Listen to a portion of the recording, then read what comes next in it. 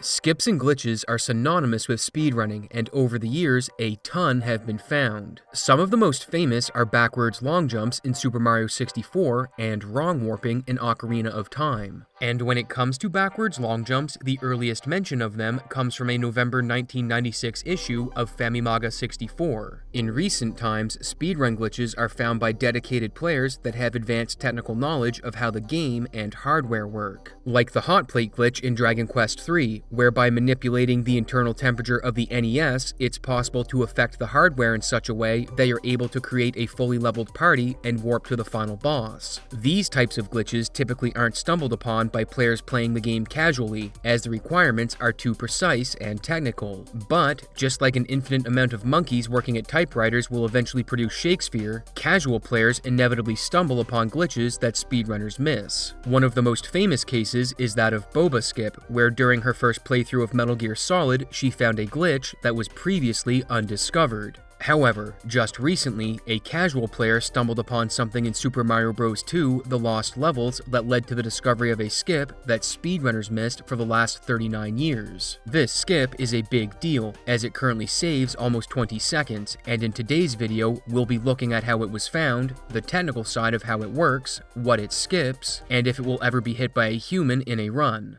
On March 12th, LuigisSidekick was playing Super Mario Bros. The Lost Levels on the Nintendo Switch when something bizarre happened. After jumping onto the floating platform, his game crashed. A couple weeks after this, SMB speedrunner and tasser, Simplistic, saw it posted in the NES Dev Discord, so he posted it in the 8-bit Mario speedrunning Discord, saying that a new crash had been discovered, and that he had managed to replicate it on emulator, but needed to look into what was going on. And on further investigation, he figured out what was happening. The code used to spawn Bowser and long firebars had a major flaw. How this works is technical, so to get an understanding of what's going on, let's start with the basics and see how sprites work in Super Mario Bros. 2. The way enemies are spawned is quite straightforward. There's a check that happens off camera as Mario moves through a level, and if an enemy spawn location is ever found inside of the space just off camera, it spawns the relevant enemy sprite and adds it to the active entity list. In regular conversation, the word sprite is typically used to refer to moving objects on a screen, so in this case, the sprites are the characters moving around the game world. However, this definition is a bit more specific on the NES. If we take Mario for instance, while he does move across the screen, he's actually made up of individual squares that are 8 pixels by 8 pixels. And these squares are what are referred to as sprites for NES developers. The artwork you see inside of the squares are called tiles, but all that tiles are the graphics assigned to each sprite. Mario and Luigi are both given 8 sprites with corresponding tiles, but most entities such as the Firebar and Blooper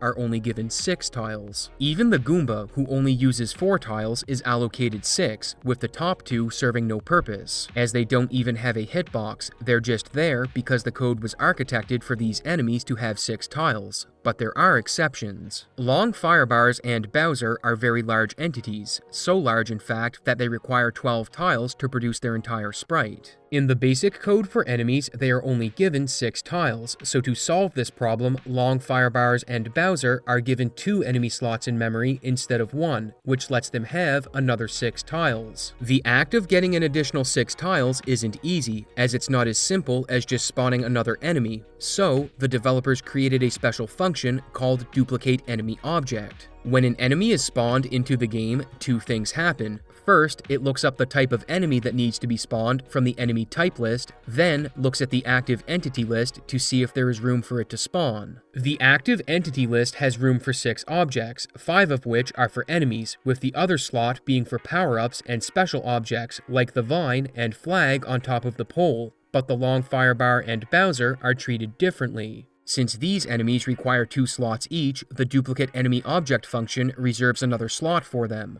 And aside from holding the tiles for the extra parts of the enemy, the only job the extra slot has is to check if the first slot the enemy is stored in has been unloaded so it can unload as well. With regular enemies, the game won't spawn them if the enemy list is full, and the same is true for the Long Firebar and Bowser, except in the case where the list has space for a single enemy. The developers never created logic in the Duplicate Enemy function to check if there is space in the list for the extra slot required for Bowser and the Long Firebar. But if 5 slots are filled and one of these needs to be spawned, the game will spawn it. So you might be wondering, where does the data for the second enemy slot go? If you look at the range of memory addresses for the active enemy list and enemy type list, there's a single byte between them. And if the active enemy list is full, the game uses the empty byte for the data needed to spawn the extra slot of the firebar or Bowser, and business carries on as usual. So, how does this lead to a crash? When Mario uses a pipe, goes between levels, or transitions to another room, the game runs code that clears out most of the RAM, which includes all of the enemies from the active enemy list and the extra byte. But when the room loops, such as in some parts of Bowser's Castle, the game only unloads the enemies in the active enemy list. The extra byte that gets filled up by the second slot of the large enemies is left alone in this case. What this means is that if you load the duplicate into the free byte, then loop the room and try to spawn the large enemy into the last spot of the list, the byte between lists will already have data in it. The game then looks ahead in memory and tries to find a 0 value, and the first thing it finds with this value is the green Koopa, which is created earlier by stomping on a Para-Koopa. It then converts the Koopa's data to a new value, which causes the game to look for the pointer to the enemy processing code in a place it wouldn't ever look. And if you're wondering what a pointer is, it's just a programming variable that stores the memory address of another variable.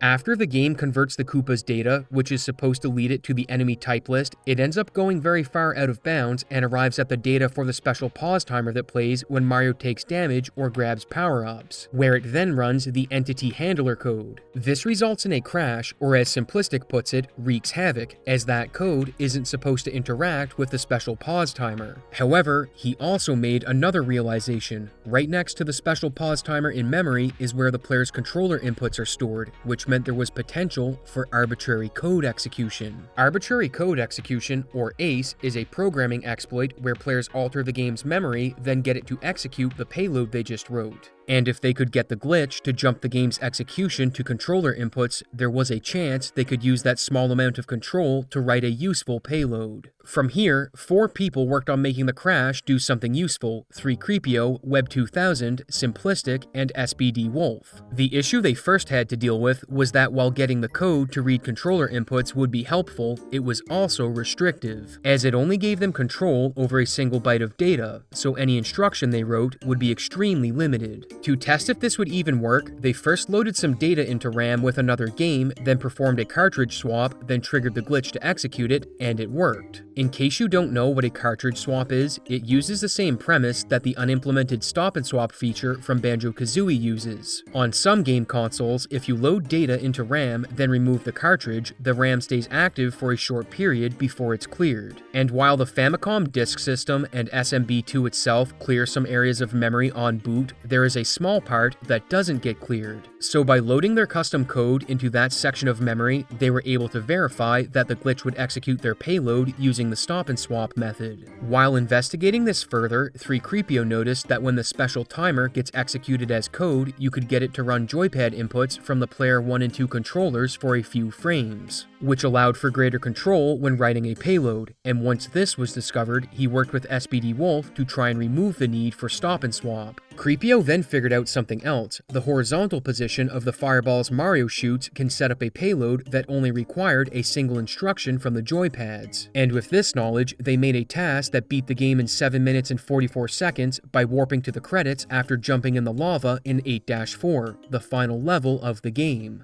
This was faster than the any% world record by just over 19 seconds, but the task performs the credits warp in the final level of the game, so you might be wondering if there are other levels it could be used on, and if it's possible to be hit by a human. Since this glitch requires a long firebar or Bowser, that reduces the levels it's even possible on to castle levels. And of the 8 castles, only 4 of them have long firebars: 4-4, 5-4, 6-4, and 8-4. 5-4 has no enemies aside from the Podoboos, which are the jumping fireballs, so it's very far away from having the requirements. 6-4 doesn't have any power-ups or poison mushrooms, so it's impossible to fill the active entity list, which leaves 4-4.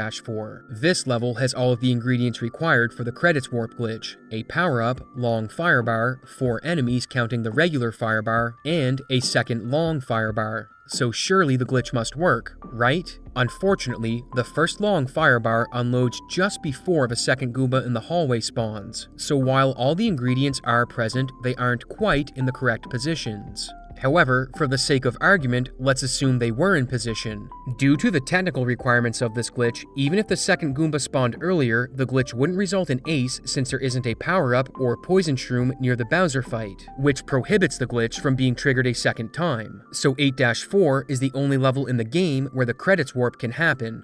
But what about other Mario games? Super Mario Bros. Shares a lot of the codebase with the Lost Levels, but in the entirety of SMB, there isn't a single room that has the enemy placement required for the glitch to be executed. But there is another Mario game where the glitch works, and that's All Night Nippon SMB. If you've never heard of it, don't be surprised, as it was made for the Famicom Disk System as part of a promotion celebrating the Japanese radio program of the same name. Only 3,040 copies were made, and to get one, you either had to win a lottery or show up in person at the station to buy one. The game contains levels from Super Mario Bros. And the Lost Levels with some changes, but 8-4 from the Lost Levels appears almost completely unaltered, and when the glitch was tested, it worked with only a few changes to the setup. Something odd about this glitch is that it involves Mario using fireballs and jumping into lava, and some users on Twitter were quick to point out that Mario is doing both of these things on the box art of Super Mario Bros. So it appears that the box art of SMB predicted the Ace setup in the Lost Levels. This leaves the question of if the glitch has been hit by a human. Currently, some of the task setups use left and right inputs at the same time on the D-pad, which is only possible with a broken controller and is banned on the leaderboard. But while all of this was going on, Threecreepio was working on making this human viable, and he had made progress. First, he created a task that achieved the credits warp without using left plus right or up plus down inputs. However, this used a technical method to achieve the crash that was out of the player's control. So while it was technically possible for a human, the likelihood of it happening put it out of the realm of possibility. Next, he tried messing with when you use the fireballs, as getting them in the correct memory positions was difficult, as while a crash was possible on this method, it was frame perfect. And his hope was that if he could find a consistent setup, the frame window for the crash would go from a single frame to 4 or 5 frames. Currently, Threecreepio is close to finding a viable setup that works for a human in real time. But as of this video, it hasn't been fully fleshed out, and— Wait! Oh my god! That's it, yeah, that's it. Yes! Bang, bang. I hit Walter Pixel and it worked! What? What? I don't know how. That's right, Niftski hit the setup from a save state on April 4th, and then on April 5th, LeKukie hit it as well. Yes! Yes! Oh my god, let's go. Oh, let's go, dude. All that's left is for someone to get it in a full speedrun. It may take a while for that to happen, however, as a player would need to get to the final level while being close to world record pace. Any mistake would end their run, so this probably won't happen anytime soon. I got it! Yes! Come on. That worked, right? Yes!